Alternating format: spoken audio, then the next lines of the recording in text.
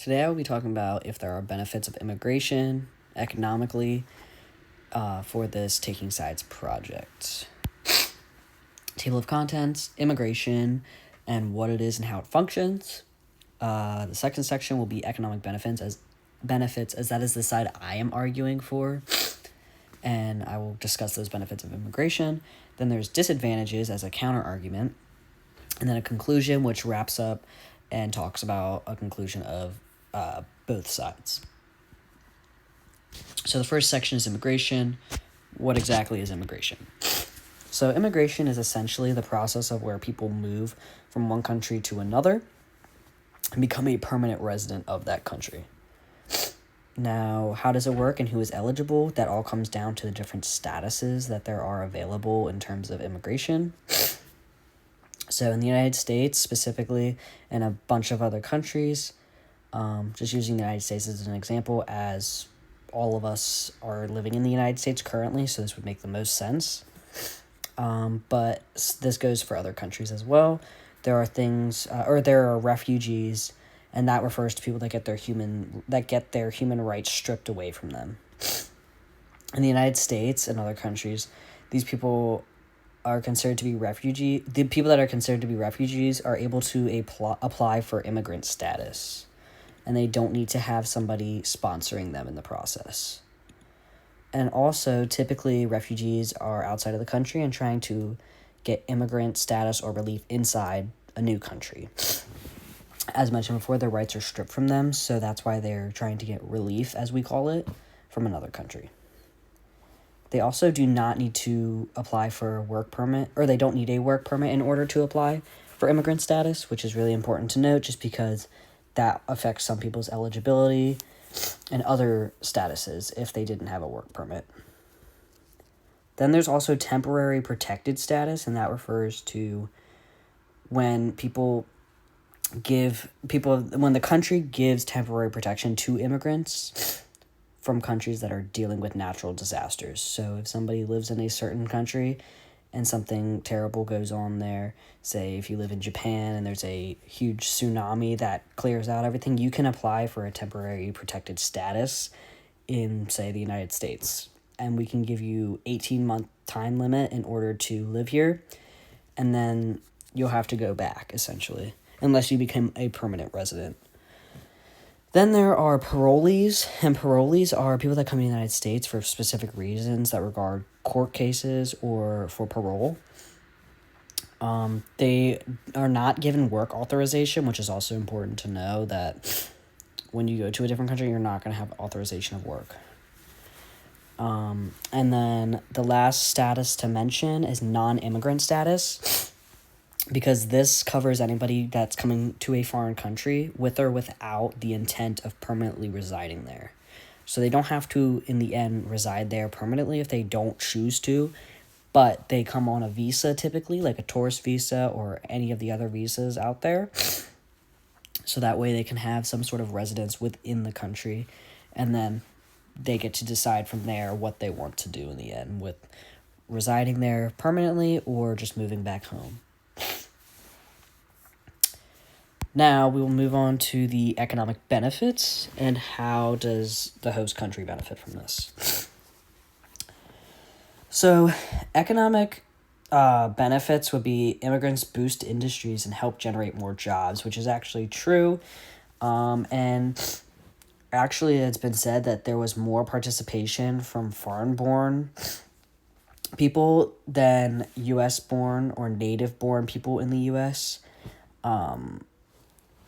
That are working. So there's more labor participation of immigrants compared to natives in the U.S. So that's something that's important to know because that's boosting their industry and that's generating more jobs as these people are also living in the country. They are buying things, products, they are putting labor forward. And without these immigrants helping with these jobs, we actually would have jobs that would go under and would not be able to survive. Meaning just like certain companies wouldn't be able to keep up if they didn't have this extra help from all these different immigrants.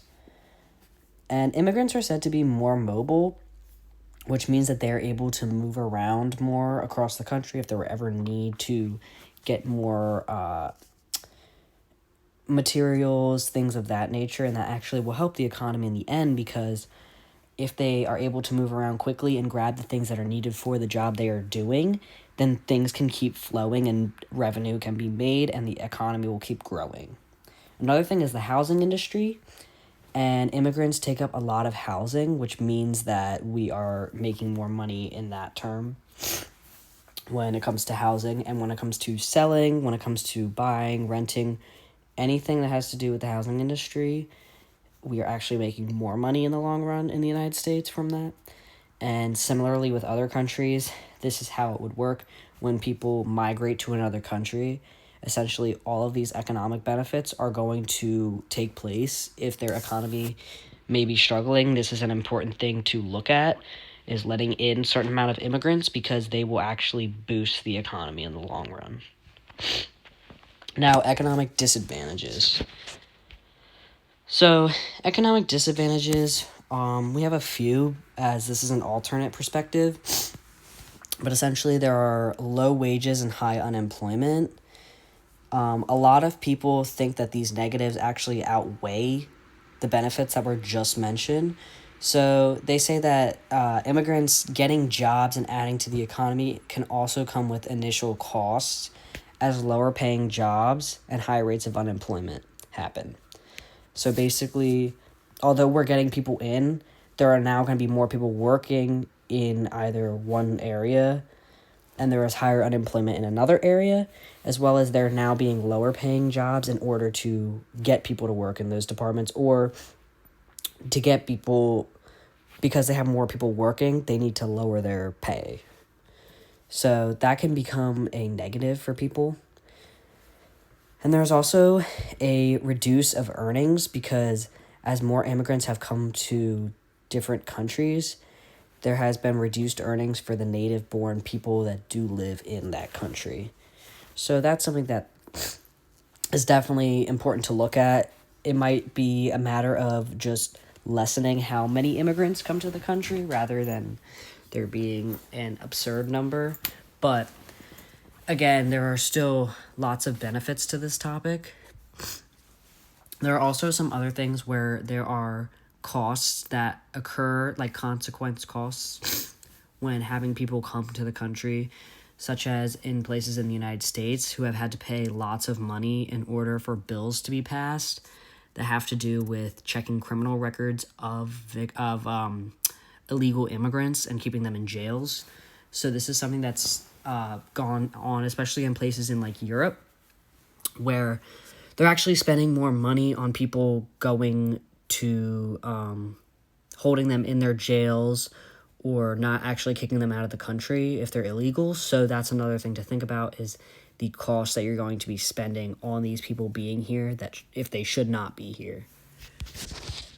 Okay, conclusion of both the arguments.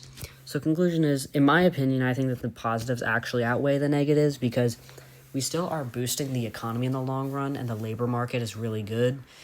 And that's something that we should find important, because we all have the idea in our mind that, yeah, we want to make money in these jobs that we work in. So having immigrants around is actually helping us to maintain a good market, which I think is something that a lot of people, like such as economists, actually agree with, it being a net positive thing. So that's just my opinion on the topic. And again, what was talked about as the economic benefits is just how these immigrants actually do work hard, and they aren't just people that are sitting around. And they also, as mentioned, it's important that they are mobile, because that is able to keep jobs flowing and keeping them on track. And on the other side, people think that the negatives are costing countries more, which is partially true, as there is actual truth behind that, is that you are losing money in some cases, but there can actually be things done about that, and it's only with certain people. Like as mentioned before, there are illegal immigrants. When they're illegal, that's a little different than if they are legal and documented. But I think it just comes down to making some policy changes and just keeping an eye on what we actually spend our money on in different countries, especially in the United States. But overall, I think that there are more benefits to this. And here's my references.